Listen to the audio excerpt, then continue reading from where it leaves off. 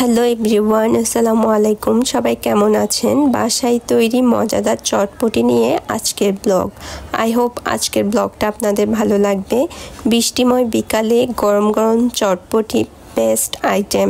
তবে রাস্তায় দাঁড়িয়ে চটপটি ফুচকা খাওয়ার মজাই আলাদা।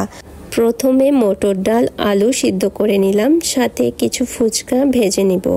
চটপটি বানানোর জন্য কিছুটা গরুর মাংস, কাঁচামরিচ, রসুন, পেঁয়াজ, ম্যাজিক মশলা, সাথে সয়া সস। এবার চুলা অন করে পাত্র দিয়ে দিলাম। এবার পাত্রে তেল দিয়ে দিলাম। তেল গরম হলে গরুর মাংস হালকা ভেজে নেব।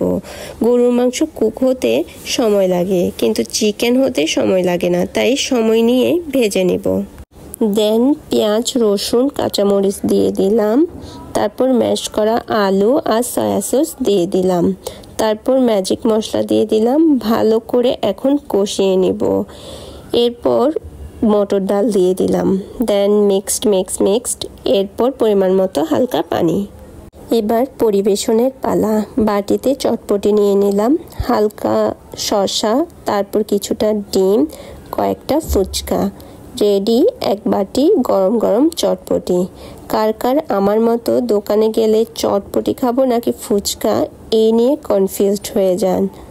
আমার পার্সোনালি ফুচকা ভেলপুরি খেতে খুবই ভালো লাগে। আমি প্রায় 2 নাম্বার গেটের ভেলপুরি ট্রাই করি। আমার বেস্ট লাগে ওখানকার ভেলপুরি, আর কোথাও তেমন একটা ভালো লাগে না।